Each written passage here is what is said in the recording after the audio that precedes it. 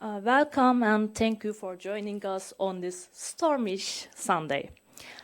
Today's event is in a way of continuation of celebrating the 1700th anniversary of laying ground for Constantine's beautiful city, as it is widely called among Byzantine literature. Most of you may have attended Constantine's Choice Conference, convened by Birgit Pitarakis and our guest speaker, Paul Magdalino. Today's discussion will focus on Byzantine representations of Constantinople through Magdalino's recent book, Roman Constantinople in Byzantine Perspective, the memorial and aesthetic rediscovery of Constantine's beautiful city, from late antiquity to the Renaissance. Before I leave the floor to Elif Neyzi and Paul Magdalino, let me briefly introduce them to you. Paul Magdalino is certainly a familiar scholar for Istanbul audience, for he actively taught here between 2005 and 2014. He is Emeritus Professor of Byzantine History at the University of St. Andrews and a Fellow of British Academy. He has published extensively on many aspects and all periods of the history and culture of Byzantium and Constantinople. Elif Neyzi is a part of Anamet community, for she was a doctoral fellow between 2017 and 2018. Currently, she is a postdoctoral researcher at the newly established British Institute at Ankara, Bilkent University Joint Fellowship Program. She received her PhD in classics at the University of Edinburgh with a dissertation entitled Monasticism in Late Byzantine Constantinople, Urban, Social, and Institutional History. She published in successful volumes from Central European University Press and Brill Publishing. She served as scientific advisor for the Pera Museum's exhibition Byzantium in Popular Culture. She is currently preparing her first monograph titled Byzantine Monasteries of Constantinople, Historical Transformation of an Urban Structure in the Late Middle Ages, and working on a podcast series on the reception of Byzantine cultural heritage in Turkey. At the end of the conversation, you can address your questions. Once again, thank you for joining us today. Okay, so thank you and good evening. It is a pleasure to be here, and it is certainly a greater pleasure to see all of you, see us, the Istanbulites, the Istanbulular, who can put aside the Sunday blues or Monday anxieties and come to Anamet to hear about Professor Paul Magdalino's most recent monograph, Roman Constantinople in Byzantine Perspective. We had our doubts about whether or not anybody would show up after this rainy Sunday, but the biggest casualty is Emir Alışık himself. He is not feeling well, so he sends his apologies, first of all to Professor Magdalino and to all of us. So Emir and I, we met back in 2010 at Koç University when we both started our postgraduate studies and had the privilege to being taught by Professor Magdalino. So Emir was imagining this as a kind of reunion. He is not here, but he is on the screen. I was not going to show this, but because he is not here, I had to. So this is from 2012, when Professor Magdalino was kind enough to take us, the small group of postgraduate students at Koç, on the 11th of May, so the birthday of the city and birthday of someone else. And we were lucky to celebrate these two beautiful occasions by eating a piece of cake in the courtyard of the Tekfur Sarayı back then. So thank you for being here after the very busy and successful and tiring conference, the 324 at the Pera Museum. So both the conference and this book launch, and in general the events taking place in Istanbul, as most, if not all of us, follow through the beautiful poster made by you, I guess, right, Koray?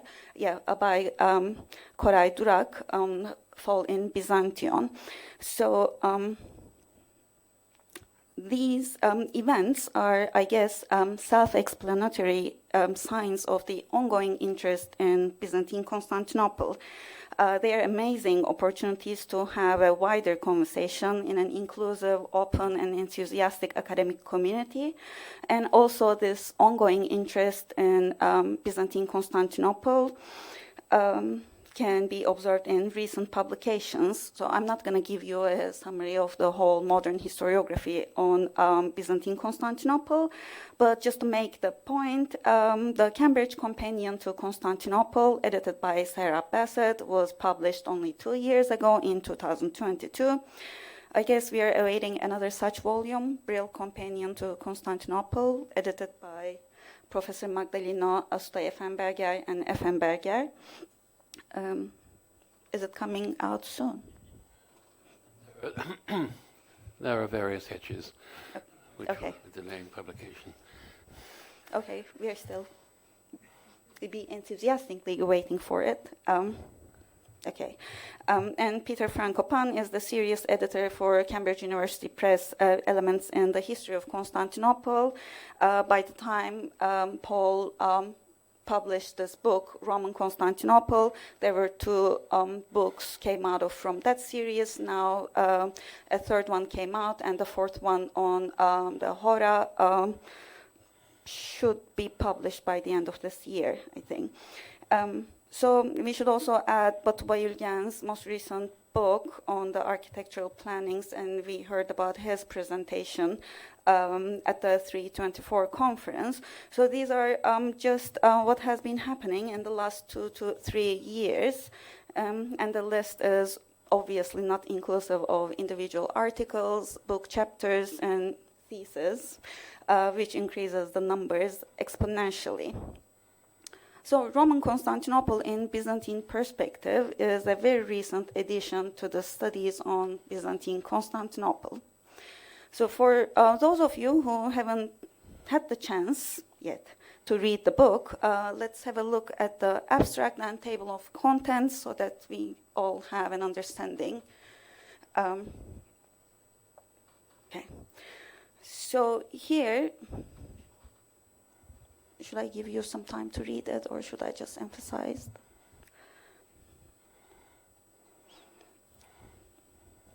No, I cannot wait. So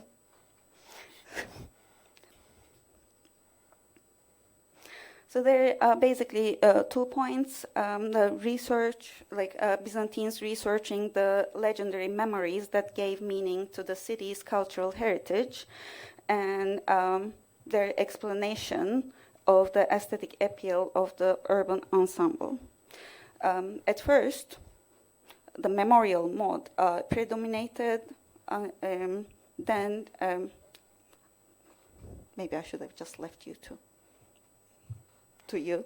At first, the memorial mode predominated, finding an expression first in a now lost epic narrative, and then in a bureaucratic research culture. In the late 10th century, thereafter, commemoration switched to the aesthetic mode. And from the table of contents, I guess we can pause for a moment to see how Professor Magdalino takes us to the beginnings of the historical research on Constantinople from 330 to 600, and then continues into the 10th century. Then in chapter 3, he takes an overview of 500 years, and both the insiders, so Byzantines themselves, their perspective, and the outsider gaze to the study of Constantinople. The last 2 chapters divide those 500 years covered in chapter 3 into 2 sections. Chapter 4 is dedicated to the rhetorical discovery of Constantinople in the poems of Constantine the Rhodian in the 10th century and Theodore Prodromos in the 12th century. and then discusses the impact of the loss of Constantinople, exile, as well as the recovery of the city in rhetoric. Last chapter focuses on the Byzantios of Theodore Metohites, its composition, its purpose, its audience, and its legacy. So, I would like to start by asking a very general question about the background to this book project. With these introductory pieces of information in mind, so can you please tell us a bit more, like how the idea developed? Why did you write this book? Yes, I will go into this, perhaps at some length, because, well, I actually, the older I get, the more interested I become when I read a book, someone's publication. It's not so much about what it says, but how he or she got there, and what's behind it, and why the publication takes the shape it does. So this, actually, my interest in the literary perception of Constantinople goes back a long way. It goes back 50 years or so, to when I first read Cyril Mango's collection of sources and documents in translation on Byzantine art, the art of the Byzantine Empire, sources and documents. And, of course, I was interested as a historian. I was particularly interested in descriptions of lost monuments and lost monuments in Constantinople. And I started working on such descriptions. And I've worked on them steadily, throughout the last 50 years. And then about 12 years ago, from looking at descriptions of individual monuments, I got more and more to think about the way the Byzantines thought and wrote about the city itself.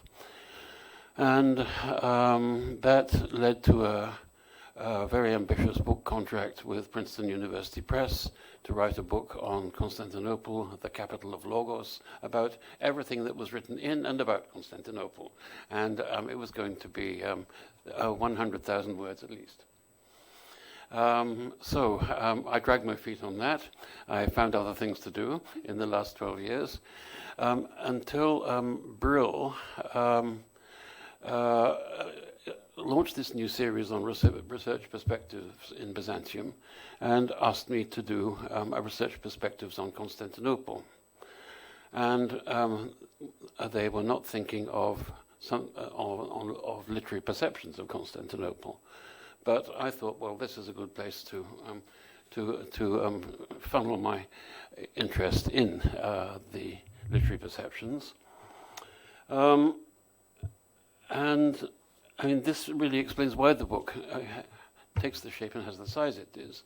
It does, because first of all, the series was research perspectives in Constantinople, and I thought, well, why not do something about the Byzantines' research perspective on Constantinople? So that explains the way I channeled my interest in literary perceptions into the line I took was really the Byzantines' research on Constantinople and how this fed into modern scientific research on Constantinople.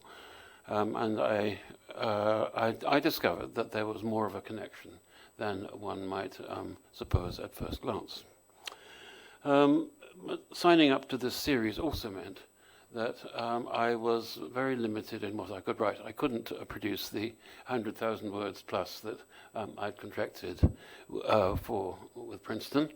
I was limited initially to 40,000 words. That was the maximum length of the books in the series. They generously extended that to 60,000, but still, I had to leave out a lot. I had to condense a lot, and couldn't really go into secondary scholarship. This is really just an apologia for the book being so short and so lacking in proof and argument, if you will. But I tried at least to let the Byzantines speak in translation. so many questions already in my mind. Oh, so what's happening with the Princeton project? Is it? No. Okay. No. Okay, we'll leave it to. No time for that. Oh, I wasn't aware that the Research Perspective, that series, is also one of those short book series. Yes. Okay. Because the one that I mentioned, CUP's Elements in the History of Constantinople, that is also, I think it's a trend now, right? Mm-hmm, yes. Having those shorter books. I mean, considerably longer than an article, but not the usual 100,000 words monograph length. I don't know, am I the only one who thinks, who can only think about that huge Princeton project now? But yeah, okay, let's stick to the to this shorter, more condensed and amazing book. I'll continue with some general questions first, and then perhaps a bit more specific to chapters. And so I'm dropping the bomb. The title has Roman. The book makes reference to Hellenism, civic identities, politia, the worldview under Justinian I, and the ideal of the ancient Greek polis. So, considering that most of the audience cannot be expected to have read the book already, can you tell us a bit more about how does this book relate or engage with the current big debates about the identity of this polity? How to call it, what to do with it. Indeed. And of course, I thought about that a lot when writing it. And it took me quite a time to come up with the title. And I mean, Roman Constantinople in Byzantine Perspective is a very loaded title. That the city started off Roman. And I mean, on working on the conference that we had a couple of days ago, I came more and more to the conclusion that it was extremely Roman, and consciously so. But nevertheless, that it became Byzantine, and it became Byzantine through discovering more and more of its Greek identity and its situation in the Greek-speaking part of the Roman Empire, in the vicinity of Greek cities. Not quite classical Greek cities, but at least Roman Greek cities, and places, Hellenistic Greek cities. And it obviously it took from them. And I mean, the title is polemical also to the extent that I don't believe that we should move over to East Roman studies. I think we can continue quite safely with Byzantine studies and call them Byzantine studies, because in the end, the inhabitants of Constantinople themselves found no way of better defining their distinctness from Old Rome than by referring to the origins of their capital as Byzantium, and even referring to themselves as Byzantines. It was not just an archaism and an affectation, it was both of those things, but it was also a statement of identity. And I think that by the time you come to the text which is the culmination of my book, the Byzantius of Theodore Metochites, you'll see why I think that and I think that Metochites really feels himself to be a Byzantine, that he sees Constantinople as the result of the fusion of Romans and Hellenes. He never refers to Byzantium, to Constantinople, as New Rome, or discusses the Roman identity of Constantine. For him, Constantine founded the city. That was the important thing about Constantine. as well as his Christianity. But from then, this was not bringing Rome to Constantinople to the east. It was setting up something new. And so, anyway, this is why I think we can continue to use the word Byzantine without inhibitions. And the rest of the title, well, the memorial and aesthetic rediscovery of Constantine's beautiful city from late antiquity to the Renaissance, I wanted to emphasize that here in the Byzantine tradition, in the Greek tradition, there is also this passage from late antiquity to the Renaissance, and that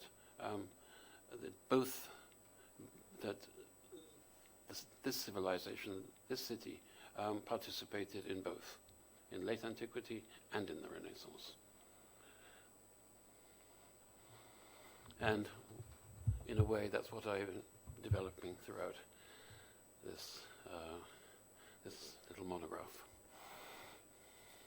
Okay, just a follow-up. So for the late antique understanding of the Romanness, of whom we call Byzantines, I'm gonna make a reference again to Koray Durak, because he was one of my first professors at Boğaziçi who taught us Byzantine history, and I guess it was the midterm question, how Roman was the late Roman Empire. So for the earlier period, that was a well-known and wide question. And for the late period, for the age of Metohites, I understand how this identity was being developed. But what about the middle period? Can you say a bit more about their Romanness versus Hellenism or Greekness? When, at what point? Well, it's at the point. When did Constantinople begin to think of itself as a Greek city like other Greek cities in the Eastern Mediterranean? I think that it was around the year 500, and it was with writers about the past of Constantinople, including Byzantion before Constantine, but also writing about Constantine's foundation, who wanted to stress that this was a city of the kind that people in this part of the world were used to. That it had the same traditions and the same qualities.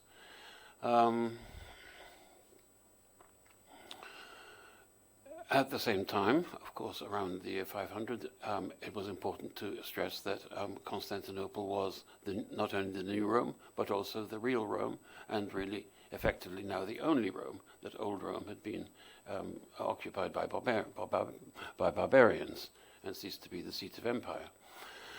Yet, at the same time, you find John Malalas, John Lidos, Hesychios of Miletus, and an author whose work has entirely disappeared, or whose most important work has entirely disappeared, Christodouros of Koptos, who wrote a Patria of Constantinople in 12 books.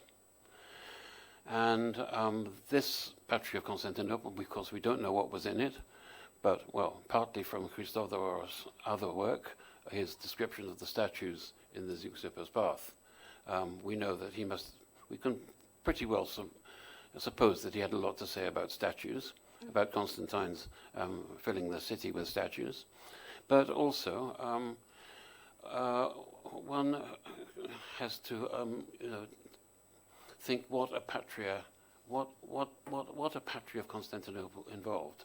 The trouble is that we have practically no late antique patria. We have no surviving examples of this genre.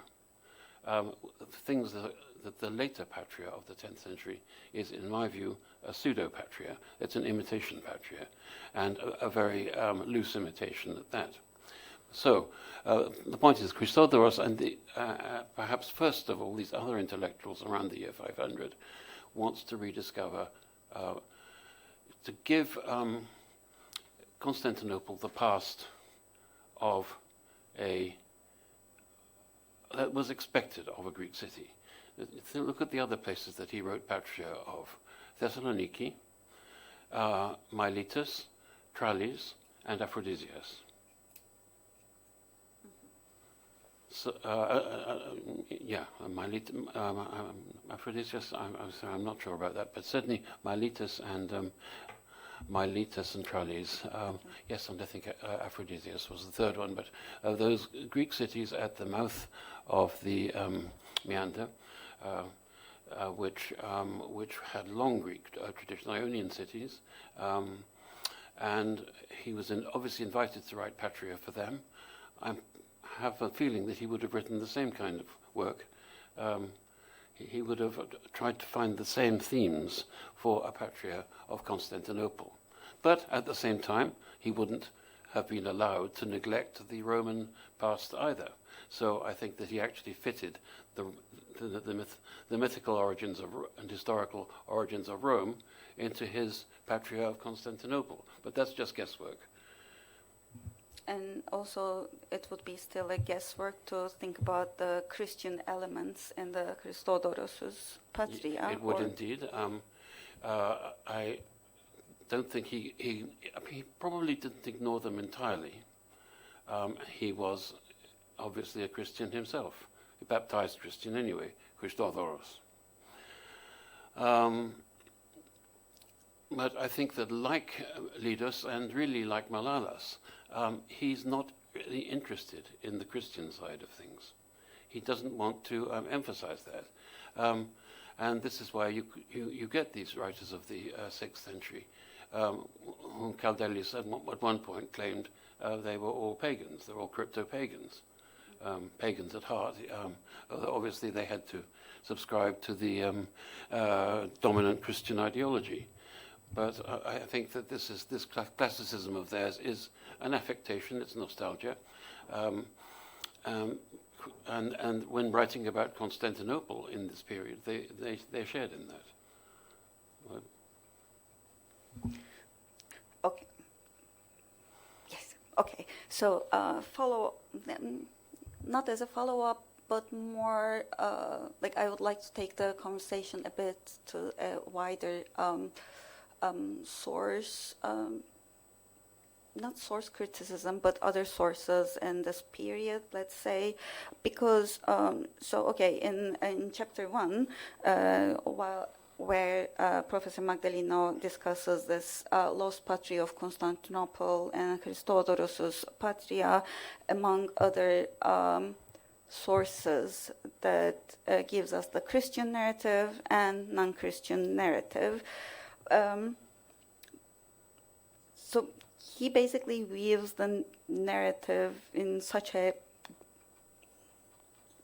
brilliant way that now I think it's okay to ask about the genesis of the sources, because in your keynote presentation at the Pera Museum, you said you didn't have time to get into the genesis of the sources there, but maybe you can tell us a bit now. Yes. Well, I basically what led me to think of that as an important theme to develop for the conference was how did later generations of Byzantines, especially those who wrote the history of Constantinople, included the history of Constantinople in their other histories or writings, where did they get their information from? Especially if they're writing 200 years later. Where did Chrysodoros get his material to write 12 books on the history of Constantinople, on the Patria of Constantinople, that is, the traditions, mythological and historical, of Constantinople. And so it was simply to try and get at how the intellectuals resident in Constantinople in the 4th, 5th, and 6th centuries knew about the past. There were obviously official records. There were also obviously lots of inscriptions. And from Themistius, this 4th century writer, we know that he did look at inscriptions, because in one passage he talks about all the monuments to Pompey the Great that you could see in Byzantium, in Constantinople. So that's what I want to develop in the publication of the proceedings. It came from really thinking about the 6th century. The 6th century, what I call the pagan narrative, that is the alternative to the Christian narrative of the church historians, where this came from.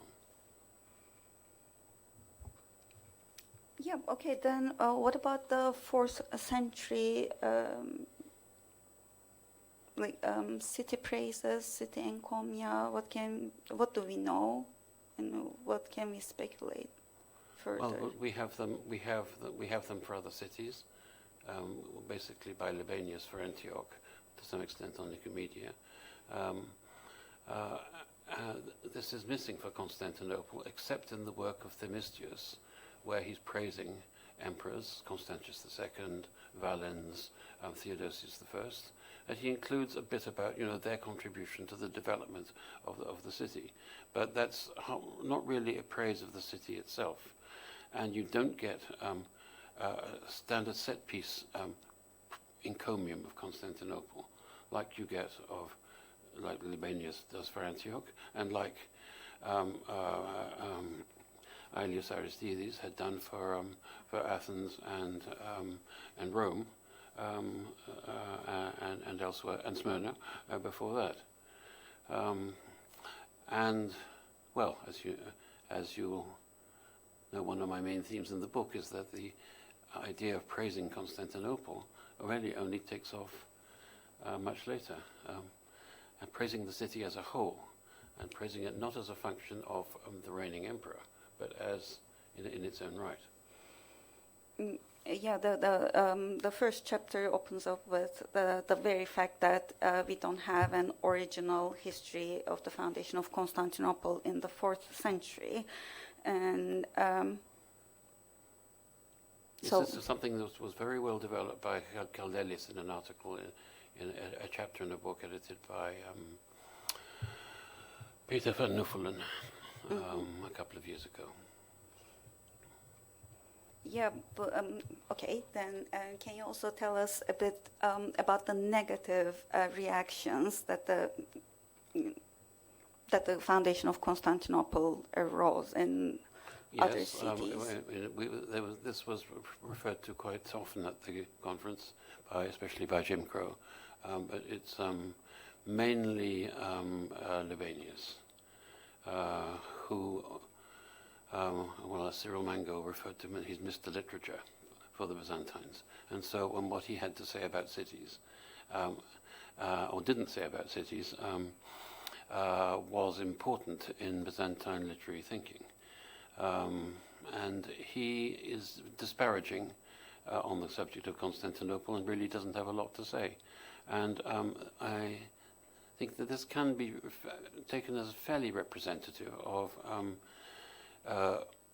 learned men like him who came from cities with longer, older, and richer traditions in the Greek world. And this is what the intellectuals in the 6th century, Malalas, Lidos, and above all Christodoros, seek to make up for.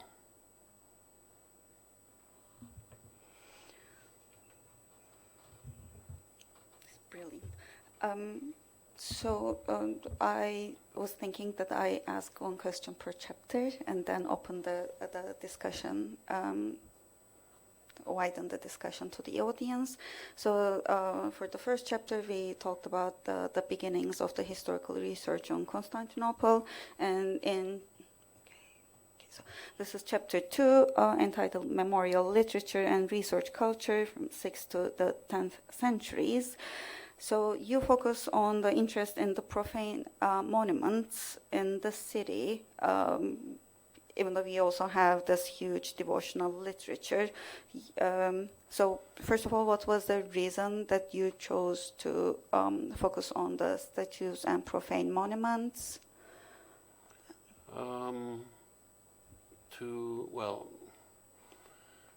Because I think that the literature concerning these monuments is more intriguing, the Parastasis and the Patria.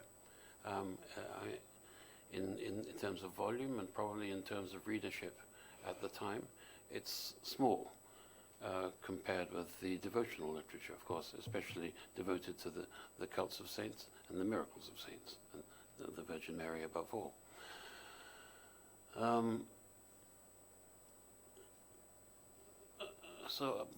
Really, I just wanted to follow through the thread of interest in the city as a material, and I wouldn't say secular. I wouldn't use the word secular because I don't think anything is entirely secular in this period.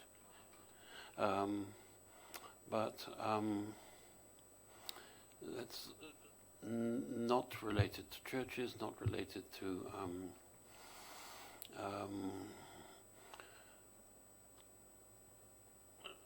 the ecclesiastical side of the city, but more in terms of the city as a whole, the city as a living and social organism, and as an aesthetic whole in the ancient tradition. So yes, I am consciously looking for continuity in an ancient, in a Greek civic mode. And if you had more space for this book, would you consider including the religious literature, or yes. And how would you approach to it? I would look at it in terms of the authors. Ask the question really: who are the authors of all this literature, and for whom are they producing it? But this is being so well covered by other people like Stefanos Efthymiadis that I don't really feel that I would have a lot to contribute. Okay. The Parastasis and the Patria are interesting, but also there is something else that comes in here, which is the relationship between the city and the state.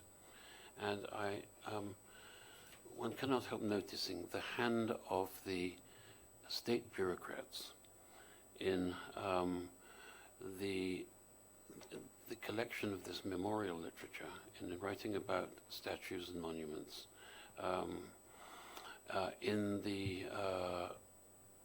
it starts in the 6th century and it culminates in the 10th with the Patria, with the work called the Patria of Constantinople.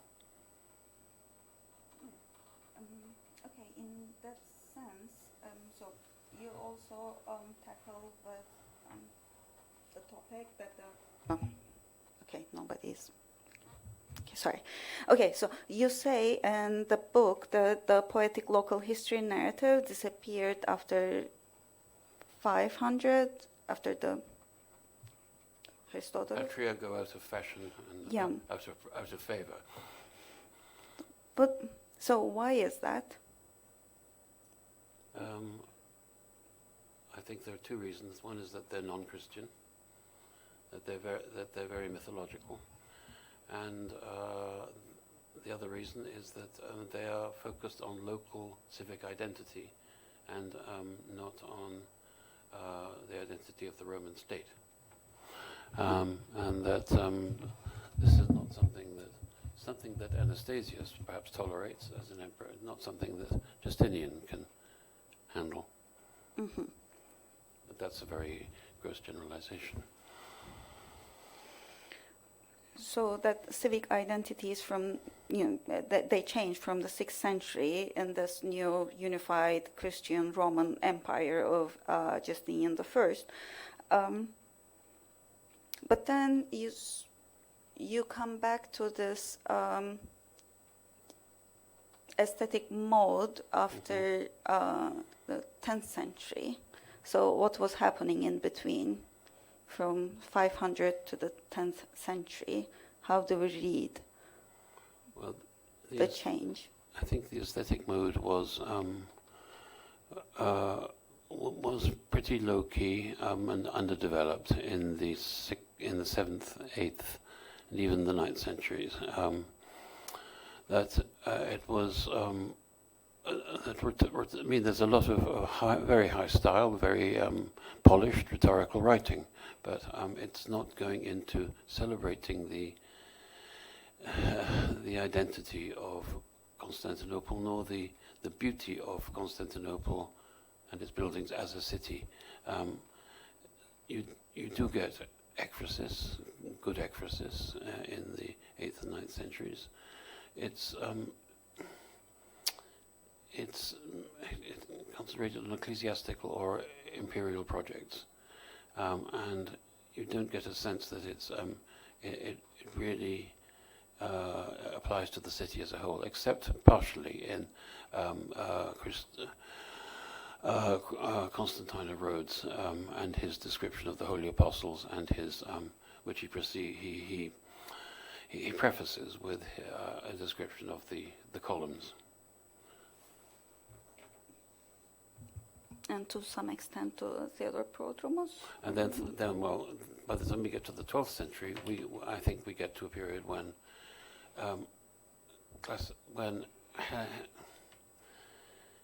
classical literature and imitating classical literature really becomes classical again, and really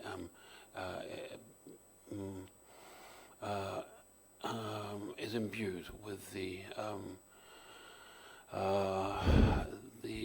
cultural values of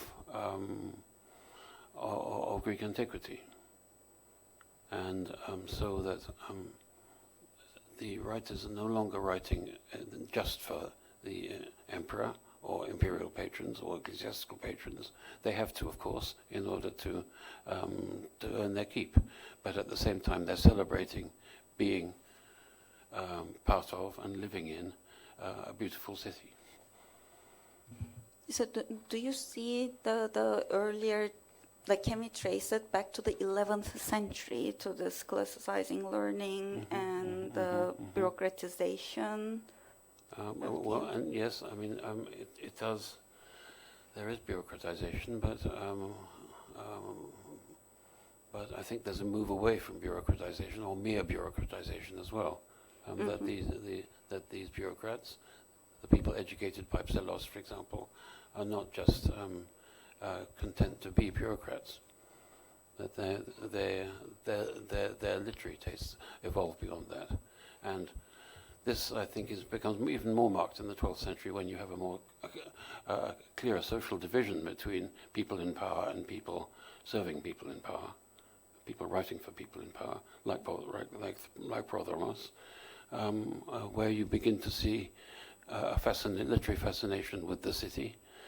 And that, in the late 12th century, becomes a literary fascination with the actual city life, with the hustle and bustle and the colour of city life.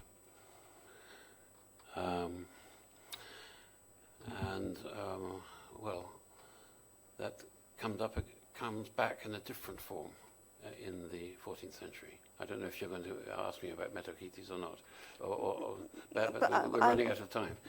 Sorry, okay. But before Metochites, I have to ask you about this. There's a passage in chapter 3, which takes us through the medieval tour guides, how the city was presented to the foreigners, and then Paul is making an argument about the critical Latin visitors. So I'm not gonna try to read, because I'm making a mess out of it, but I'm gonna let you read it. This passage. Can you read it? No.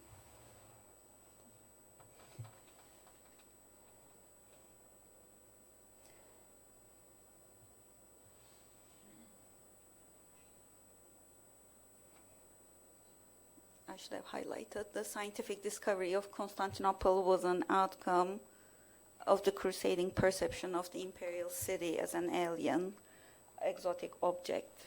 That part, but then you develop you engage with this paragraph further, and with the scientific discovery of Roman Constantinople. Saying that the scientific discovery of Roman Constantinople begins in effect with Chrysoloras, and here you develop like 3 points in the following pages. And you take this scientific rediscovery of Constantinople to Chrysoloras, but I guess most of us are familiar with taking the beginnings of modern research to Piaget, but you take it a century before that, Buondelmonti, Cyril of Ancona, and Chrysoloras. So I want you to elaborate a bit on that. And the culture of antiquity. This in the Western tradition, in the Western view of Constantinople, this begins actually with Buondelmonti and with Ciriaco d'Ancona. But both of them are influenced by Chrysoloras. Chrysoloras is an interesting figure, and I try to do justice to him, but he's tricky because he is both indebted to the Byzantine tradition of writing about cities and about Constantinople, as well as being an antiquarian, having an antiquarian perception of monuments, which belongs in Italy and is influenced by Petrarch.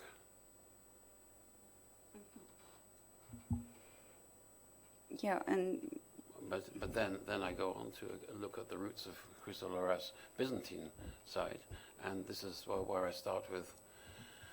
Go back to antiquity, but then I look at Constantine of Rhodes, Theodore Prodromos, the late 12th century writers, and then Olovolos and Metohites. Developing the idea of theatre while I'm at it. I don't know if you're going to touch on that or not, but perhaps we should let other people. Okay, for the in the last two chapters, chapters 4 and 5, basically Paul is answering one question: why did it take 1,000 years for the Byzantios to be written? Mm-hmm. Are you going to summarize it for us here, or should I just open the floor to questions? I guess we just want a preview of why it took 1,000 years for the Byzantios to be written. Well, it has something to do with the fact that the greatness of Constantinople is already past. The real the high point of its greatness is past when the Byzantios is written. Metohites tries very hard to say that it's still the same as it always was. And that living in Constantinople is the best possible experience you can have, and that Constantinople is always going to be the top because it's predestined by nature, and it's predestined by its orthodoxy. And it's this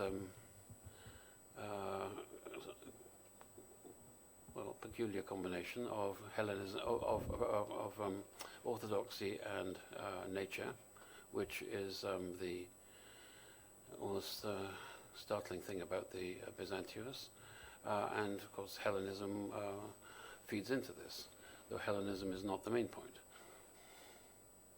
So I guess nature really plays a very important role in Byzantios. Why is that? I mean, I understand the theatrical illusions, I understand orthodoxy, but the emphasis on nature, or like making this connection with nature, why? I think it's related to Metochites' scientific interests, and perhaps the predominance of his scientific and Aristotelian interests.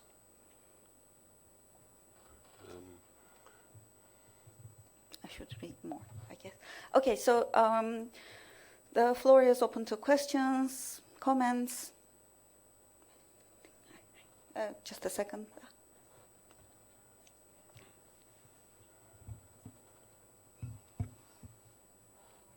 Thank you very much for this presentation, and I had a look at the book, but I haven't yet read it, so I say it in advance. However, looking at this content, and I myself a historian of late Byzantium, but more of material culture, and more I look at it, the more I understand that it is becoming, with difference of text, more and more Constantinople mentionnaire, in fact. The Constantinople, because I remember your presentation of Metahites, ekphrasis, so the way how they look at that remnants of the past and how they imagine the city sometimes goes in a very sharp contrast with what we know from like documents like this patriarchal court acts, division of territories, when porks run on the streets, people grow cabbage and these kind of things. And my question would be, wouldn't it be in a way interesting to put it in this sharp contrast with the reality? At least we know it for the late medieval period. Thank you. Sorry? I didn't get the last... Yeah, well, I mean, at least, wouldn't it be, I don't know, would it bring results if you accept, because I remember your discussion of ekphrasis by Metahites at previous years, and it's interesting that despite the ekphrasis, that there is the reality which Metahites kind of ignores. And not to put it, the reality and the text into which would be in sharp contrast with each other. Yes, perhaps. I mean, the early 14th century was still a prosperous period for Constantinople. The Paleologan revival had worked to a certain extent.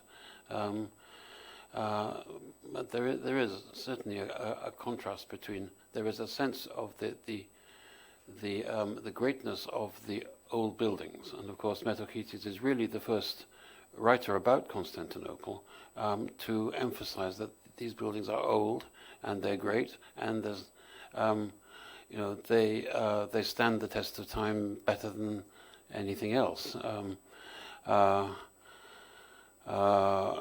So, I mean, the contrast between then and now is, and the greatness of then and the mediocrity of now is implicit.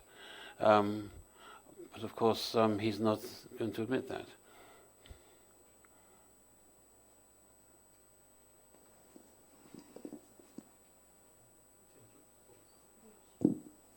Thank you very much for this wonderful presentation and wonderful written book. To be honest, perused through it. I couldn't read it in full because of this hectic period. It's very interesting that you started your kind of presentation by discussing this topic of the term Byzantine versus Roman, because it's a very hot topic these days, not only in the world, but in Turkey too, especially. Audience here would know that we are kindly asked by some to use Doğu Roma, Eastern Rome, rather than Byzantine. Also in Turkey, for many very different reasons, very different from what's happening in the European and American circles. It's more, I guess, per my personal view, what is happening is more ideological and cultural warfare issues, which we will discuss hopefully at the end of this month again in Pera at the workshop Rethinking Byzantine Studies in Turkey. So I'm promoting that workshop as well for everybody here to come and join. So, but although, like, I totally agree with you about how the locals saw their identity as Byzantine, like in the ancient sense, as much as they saw it as Roman. But we are referring to the urban people who are from the city. So anybody from Cappadocia or Cyprus would be also a different topic, I guess. It would require a different analysis. Which brought to my mind a minor issue about, like, I guess most of these people here are writers here are from Constantinople or related to Constantinople or make their money and career in Constantinople. So I was wondering if there is any voices from the provinces. That's my first question. It's not the big question. My second question is a bit more general and speculative. As you know, we also have some certain waves of civic pride in Byzantion. Even during Roman times, I think there is Dionysios Byzantios writing Anapolus. And then even if I remember correctly, in the classical Roman period, some writers emphasized the cities, Byzantiums, very ancient past and mythology brought forward. So kind of like a civic pride. I wonder if, now here's the question. I wonder, as we approach the very late centuries and decades of the empire, when first the city was lost to the Latins, so the idea of losing a city became very imminent for writers. And then they capture it back, but especially towards the end, you have almost like a city-state.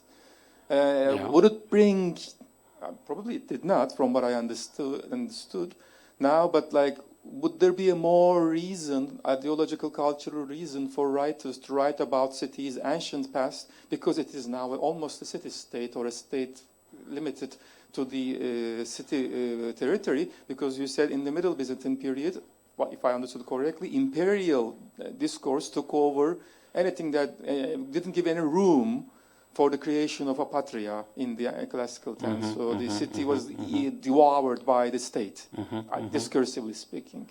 So this is the general question, the second one.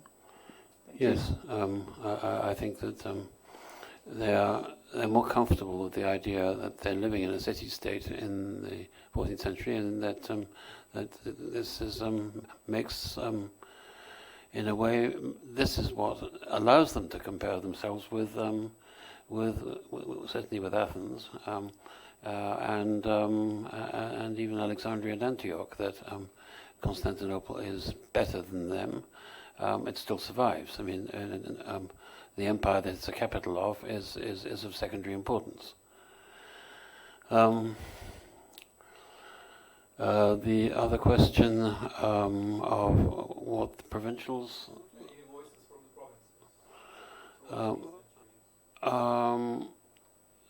There was just echoes of the there's Michael Choniates at the end of the 12th century, who expresses the provincial point of view regarding taxation, of course, and that is probably the main gripe that provincials have. But again, it's a gripe concerning the state and not necessarily the city.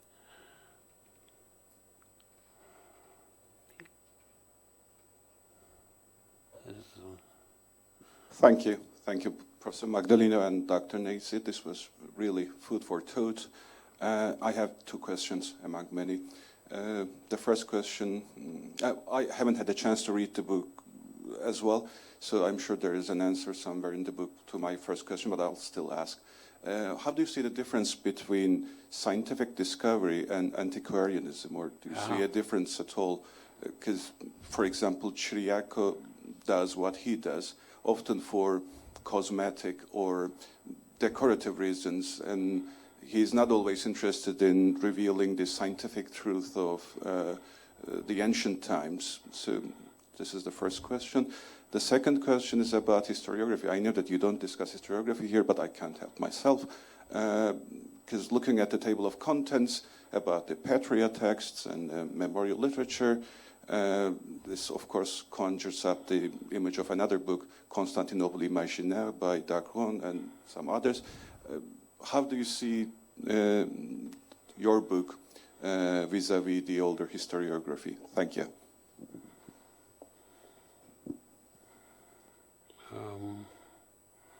With regard to Constantinople Imaginaire, the only difference I see is that I've in terms of arguments or coverage? I don't disagree with most of what Dagron has written.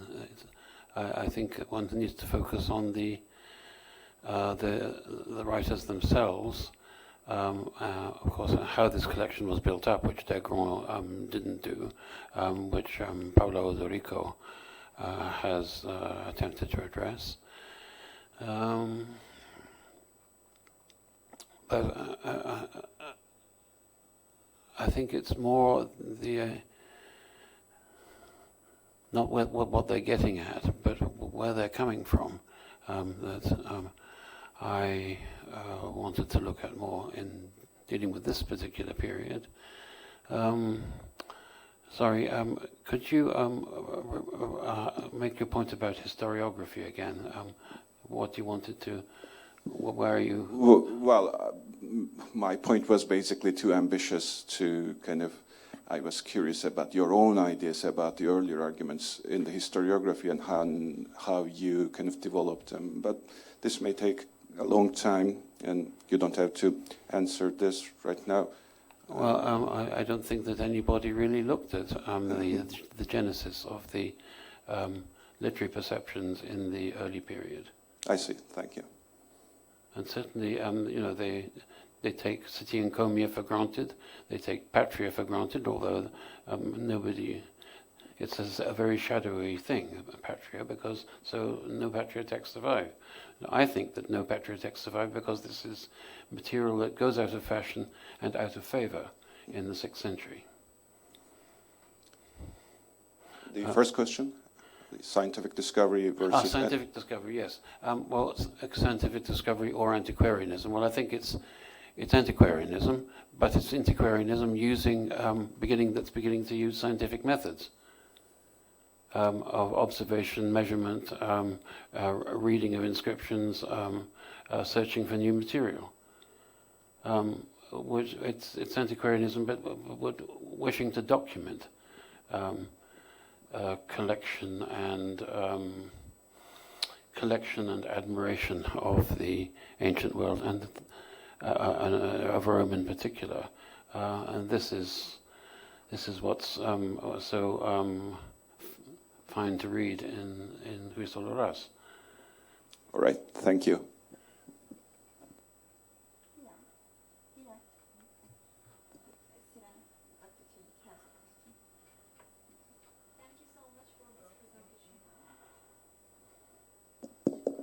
Okay, sorry, thank you so much for this presentation, and I look forward to reading the book.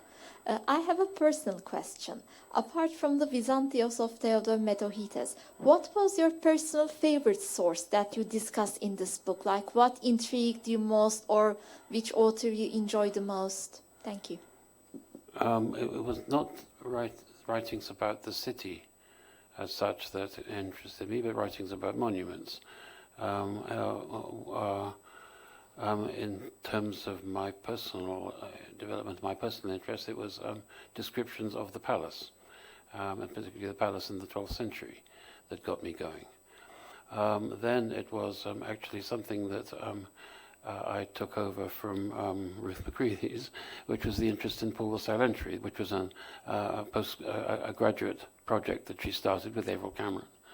And then when the 1987 symposium at Birmingham came up, we thought we would do something on ekphrasis for that. So this is where I got into Paul LaSalle entry. But also having taught this, of course, this is something that I've neglected to say, that I taught Constantinople for a long time and looked for the sources to give to students and translated them in some cases. So, I mean, is texts on the palace and Paul the Silentiary that perhaps the things that stand out in my memory.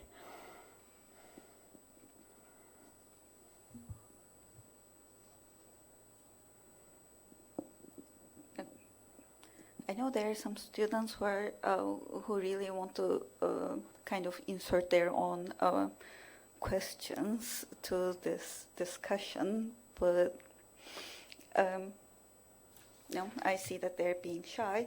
Okay, then I'll take one step back and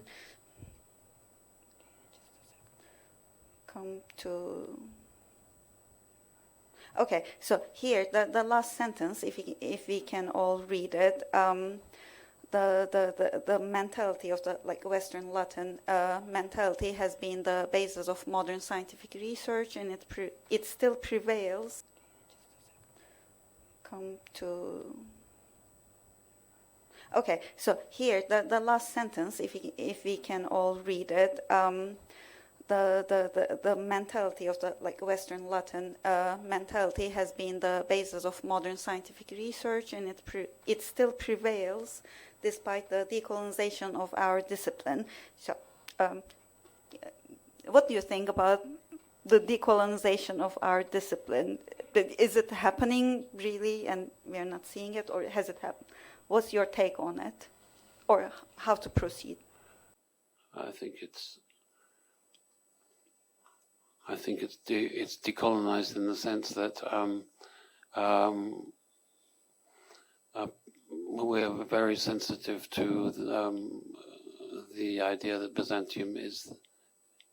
We try to avoid considering Byzantium as the other, which is the beginning of colonialism. Is thinking it as foreign territory, foreign people to be exploited. And taken over. Well, that doesn't happen in the open anymore.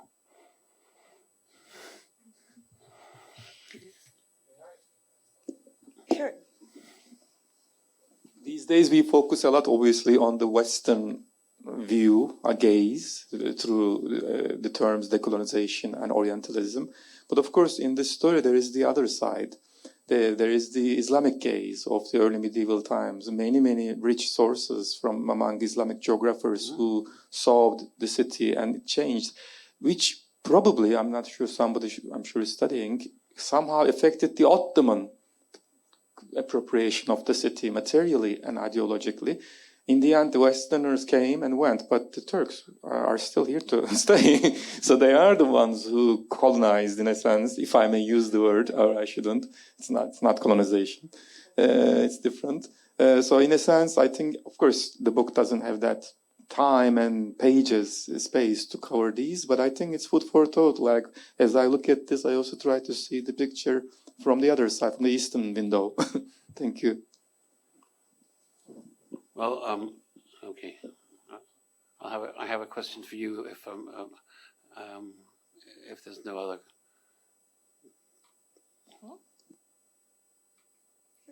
No. It's just that. Do you see any continuity from Arab visitors to Constantinople to Ottoman attitudes? That's why I said I'm sure somebody is studying that, because I'm not the one. I mean, to be honest, I focused on the earlier Arabic sources, but I didn't read and analyze seriously the later Ottoman sources and in order to make the comparison.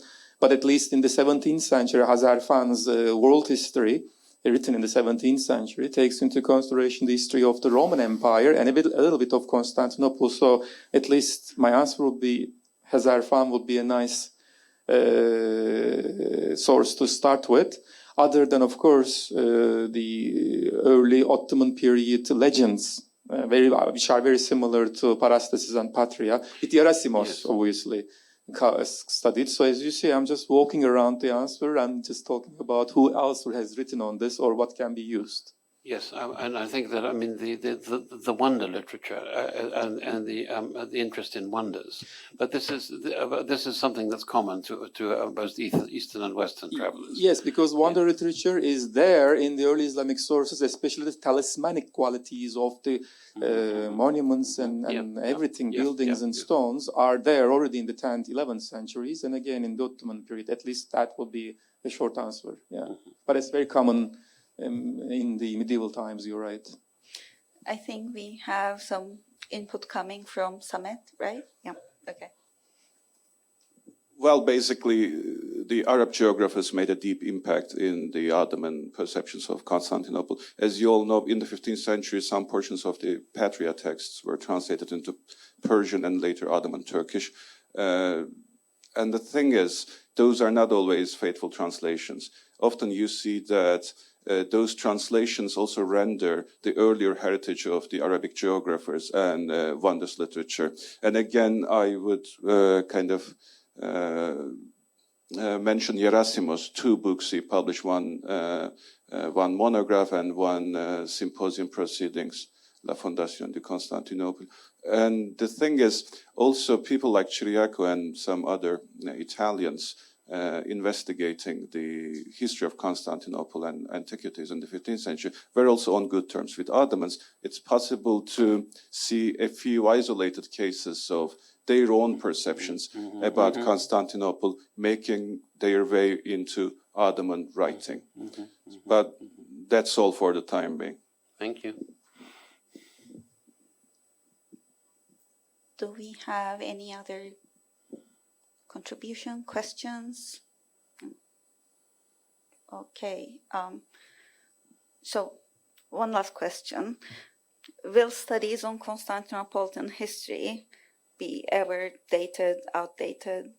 Because I know that there are some scholars who wanted to teach a history of Byzantium without Constantinople. That's a good exercise, but So are you saying that is there a future in histories of Constantinople or a future in histories of Byzantium without Constantinople? you can answer both, but yeah, the former. So what are the new research I think, well, for me, the most exciting thing is new discoveries, new archaeological discoveries, which allow us to get a more precise picture of. There is a future in writing, continuing to write the history of Constantinople. Yeah, we heard. But perhaps that's too positivist. Yeah. Is it? Yeah. Okay, so one last chance if there are any questions. Okay, then I guess we should wrap it up. This has been an incredible event. Thank you for coming. So 3 rounds of thanks. First of all, to Hilal, who from Anamet, who just stepped in and made this event possible after Emir got food poisoning. And the second round of thanks to you. Thank you for coming. We really had our doubts if anyone would ever show up. So thank you. You made it amazing. Thank you, thank you, thank you. And of course, the biggest thanks goes to Professor Magdalino for everything he's done for the history of Constantinople and still being part of this Istanbul community of Byzantinists. So thank you. Well, thank you for making me welcome in this community once more. I'm very glad to have said something. The pleasure is ours, I guess. So, okay, thank you.